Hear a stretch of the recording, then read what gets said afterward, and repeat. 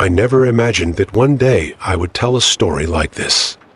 It's been almost a year since it happened, but the memories still make my skin crawl. It all started when I visited Old Albany Antiques, a quaint little shop in downtown Albany. I was looking for a birthday gift for my daughter, Caroline, who was turning 8. As I browsed the shelves, a beautiful music box caught my eye. It was ornate, with intricate carvings and a rich, deep mahogany color. When I wound it up, it played a hauntingly beautiful melody I'd never heard before. "That's a special piece," the shopkeeper said, startling me. "It's been here for years. No one's ever wanted to buy it." Something about the way he said it should have given me pause, but I was too enchanted by the music. Caroline loved ballet and music, so I thought it would be perfect for her. The day I gave it to her, Caroline's eyes lit up. "Oh, Mommy, it's beautiful," she exclaimed, hugging me tight. She wound it up immediately, and the melody filled a room. I noticed goosebumps on my arms, but I brushed it off as just being chilly. For the first few days, everything seemed normal. Caroline loved her gift, carrying it around the house and winding it up constantly. But then I started noticing changes. It began subtly. Caroline, who had always been a social butterfly, started spending more time alone in her room. At first, I thought maybe she was just going through a phase, but then I noticed the music box was always playing when her door was closed. One evening, I was preparing dinner when I felt eyes on me. I turned around and nearly jumped out of my skin. Caroline was standing in the doorway, completely still, just staring at me. Her usually bright blue eyes seemed darker, almost hollow. "Caroline, honey, are you okay?" I asked, my voice shaking slightly. She didn't respond immediately. After what felt like an eternity, she blinked and said, "I'm fine, Mommy," in a voice that sounded off. Not quite her own. As the days passed, these incidents became more frequent. I'd find Caroline in odd places around the house, just standing and staring. Sometimes I'd hear her laughing in her room, but it wasn't her usual giggly laugh. It was lower, almost adult-like. I tried talking to her about it, but she always insisted everything was fine. I even considered taking her to a doctor, but what would I say? My daughter is acting creepy? I felt lost, and if I'm honest, scared. The breaking point came one night about 3 weeks after I'd given her the music box. I woke up suddenly, my heart racing for no apparent reason. As my eyes adjusted to the darkness, I saw a figure standing by my bed. It was Caroline, but something was off. She was humming a tune and holding something. My blood ran cold when I realized it was the head of one of her dolls, just the head. Instinctively, I screamed and scrambled out of bed, turning on the bedside lamp. My bed was covered with doll heads, all from my daughter's dolls. Caroline just stood there, humming, holding the doll's head in her hands, her eyes unfocused and distant. It was like she wasn't even there. "Caroline!" I yelled, my voice cracking with fear. Caroline put that down. Slowly, she turned her head to look at me, but there was no recognition in her eyes. I carefully approached her, my hands shaking as I gently took the doll's head from her grasp. She didn't resist. In that moment, I knew. It had to be the music box. I ran to her room, my bare feet slapping against the hardwood floors. The music box sat on her dresser, innocuous and silent. I grabbed it and raced downstairs and out to the backyard. With trembling hands, I threw it into our fire pit and lit it up. As the flames licked at the wood, I swear I heard a sound coming from inside. It wasn't the melody, it was a scream. Not human, not animal, but something else. When I went back inside, Caroline was in her bed, sleeping peacefully as if nothing had happened. The next morning, she was her old self again, bright, cheerful, with no memory of the past few weeks. I've spent months trying to rationalize what happened. I've seen therapists trying to process the fear and guilt. Caroline seems fine now, but sometimes I catch her staring off into space or humming a tune I don't recognize. And I wonder, is she really back to normal? Or is there something still lingering, waiting to resurface? I don't know if I'll ever have answers. But I do know one thing: I'll never buy another antique music box again. If you are enjoying it, please consider subscribing and clicking the like button to support my channel. I checked in late afternoon, and the innkeeper, a weathered old guy named Tom, gave me a knowing look as he handed over the key to room 12. "Hope you sleep well," he said, with a hint of something in his voice. I brushed it off as small-town quirkiness. That first night, I tossed and turned. The bed was comfortable enough, but I couldn't shake this feeling of being watched. I'd close my eyes, and I swear I could hear footsteps in the hallway, but when I'd peek out, there was never anyone there. It was around a.m. when I jolted awake. The room was freezing cold, which was weird for a summer night in New Mexico. As I reached for an extra blanket, I caught a glimpse of something in the corner of my eye. A figure just standing there by the window. My heart nearly stopped. I blinked, and it was gone. I told myself it was just a dream, a trick of the shadows. But the next morning, as I sipped my coffee in the inn's small dining room, I overheard a couple talking in hushed tones. "Did you hear those footsteps last night?" The woman whispered. I thought I was going crazy. Curiosity got the better of me, and I struck up a conversation with Tom. "This place must have quite a history," I said casually. His face darkened a bit. "Oh, it does," he replied. "Used to be a boarding house back in the day. Had some trouble." I pressed him for details, and bit by bit, the story came out. In the late 1800s, several guests had vanished without a trace. The owner at the time, a widow named Mrs. Hawkins, claimed they'd simply left in the night. But rumors swirled about secret rooms and hidden passages. That night, I couldn't sleep. Every creak of the old building had me on edge. I found myself staring at the walls, wondering what secrets they held. And then, just as I was drifting off, I heard it. A woman's voice, soft but clear. "Help us." I sat bolt upright, my heart pounding. The room seemed to shimmer, like heat waves on asphalt. And there, by the dresser, was a young woman in a high-necked dress, her eyes wide with fear. She reached out to me, her mouth moving, but no sound came out. Then, in a blink, she was gone. I'd like to say I was brave, that I stayed to investigate. But the truth is, I grabbed my stuff and checked out at first light. Tom didn't seem surprised.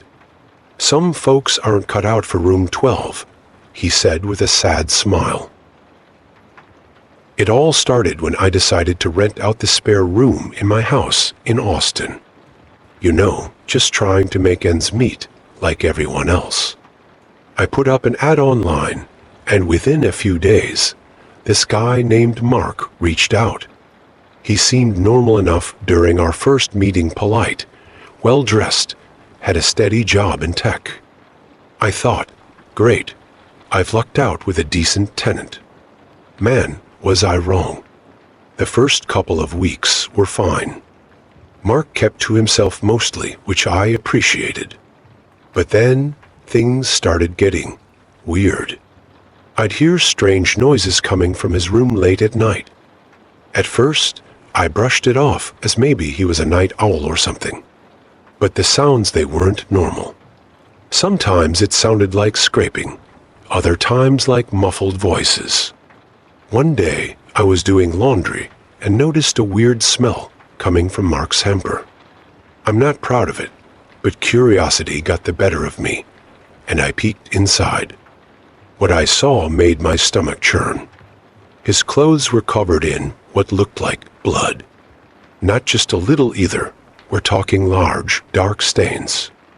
My heart was racing. I tried to rationalize it. Maybe he'd had a nosebleed or cut himself cooking. But deep down, I knew something was seriously off. Things escalated quickly after that. I started noticing other stuff, like how Mark would sometimes leave the house at odd hours, carrying big, heavy-looking trash bags. And the way he'd look at me sometimes. It was like he was sizing me up or something. It made my skin crawl. I couldn't shake the feeling that I was living with someone dangerous. I started having trouble sleeping, jumping at every little noise. My home, which used to be my sanctuary, now felt like a prison. The breaking point came about a month later. Mark had gone out, and I know I shouldn't have, but I went into his room. What I found there still gives me nightmares. There were newspaper clippings about missing persons scattered all over his desk. And under his bed, I found a box. Inside were, oh God, there were photos. Photos of people who looked terrified, tied up. And there were items. Personal belongings that clearly weren't his. I felt like I was going to be sick. My hands were shaking so bad. I could barely grab my phone to call the police. But just as I was dialing, I heard the front door open. Mark was back. I've never felt fear like that before. It was like ice in my veins. I could hear his footsteps coming up the stairs, getting closer and closer. I was trapped in his room, surrounded by evidence of God knows what horrors he'd committed. The door handle started to turn, and I lost it. I grabbed the nearest heavy object. It was a lamp, and as soon as Mark stepped into the room, I swung it at him with everything I had. He went down hard, and I ran past him, down the stairs, out of the house. I was yelling for help, my voice sounding strange and desperate even to my own ears.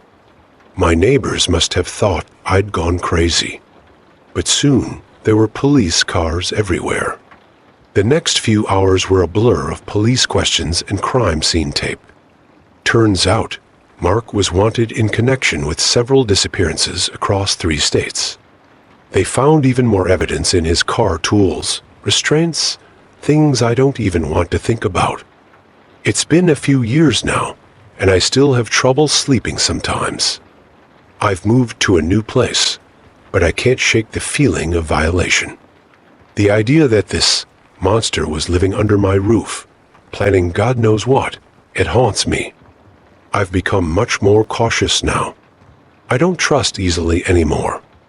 And sometimes, when I'm alone at night, I still hear those strange noises in my head, reminding me of how close I came to becoming another one of Mark's victims.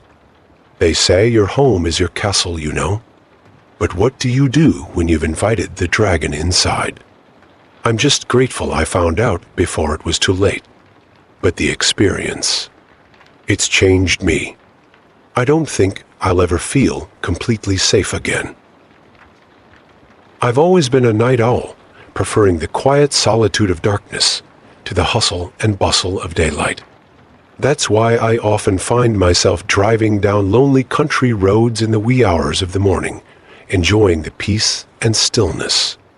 I'm Michael, a freelance writer who lives in a small town in rural Ohio.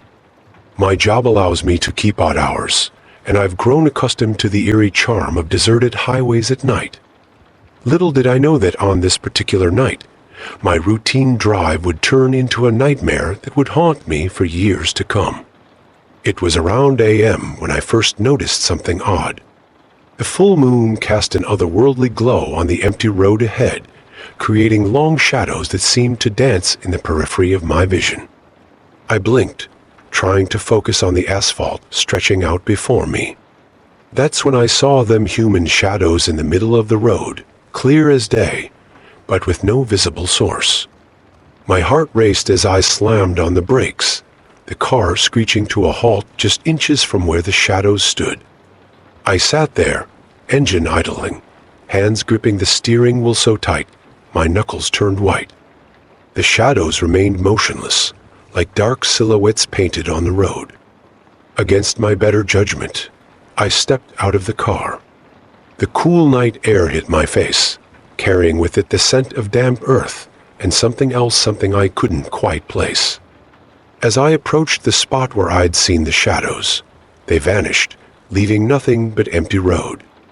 That's when I heard a low, guttural growl coming from the woods on either side of the road. My blood ran cold as I realized I was no longer alone. I sprinted back to my car, fumbling with the keys as I heard rustling in the underbrush growing closer. I managed to start the engine just as something burst from the tree line. In my rearview mirror, I caught a glimpse of a dark, hunched figure with glowing eyes. I floored it, tires squealing as I sped away, my heart pounding in my ears. For miles, I drove like a madman, constantly checking my mirrors for signs of pursuit. Eventually, the adrenaline began to wear off, and I convinced myself it had all been a trick of the light, a product of my overactive imagination. As I pulled into my driveway, relief washed over me. Home at last, safe and sound.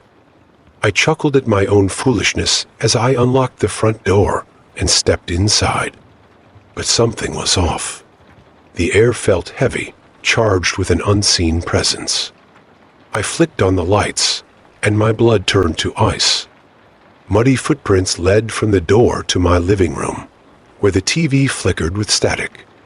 And there, reflected in the screen, I saw them again, the shadows, now inside my house, surrounding me. I spun around, but the room was empty. Yet I could feel eyes on me, watching, waiting. The shadows on the walls seemed to pulse and grow, reaching out with tendrils of darkness. I stumbled backward, my mind reeling, trying to make sense of what was happening. Suddenly, the lights went out, plunging me into total darkness. I heard that same growl from the woods, this time coming from right behind me. As I turned, a pair of glowing eyes met mine, and I felt cold, inhuman hands grasp. I woke up with a start, drenched in sweat, my heart racing. I was in my bed, sunlight streaming through the windows. Had it all been a nightmare? I breathed a sigh of relief, running my hands through my hair. That's when I noticed it mud-caked under my fingernails, and a long, jagged scratch running down my arm. On my nightstand lay a single black feather, its edge razor-sharp. As I stared at these impossible remnants of my dream, a chill ran down my spine. Whatever had happened last night, whatever I had encountered, I knew with terrifying certainty that it wasn't over. The shadows had found me, and somehow I knew they would be back. I glanced at the mirror across the room, and for a split second, I could have sworn I saw a pair of glowing eyes staring back at me from the shadows. But when I blinked, they were gone, leaving me alone with the unsettling realization that perhaps, just perhaps, I had brought something back with me from that lonely road in the dark. Thank you for listening. Now try to sleep.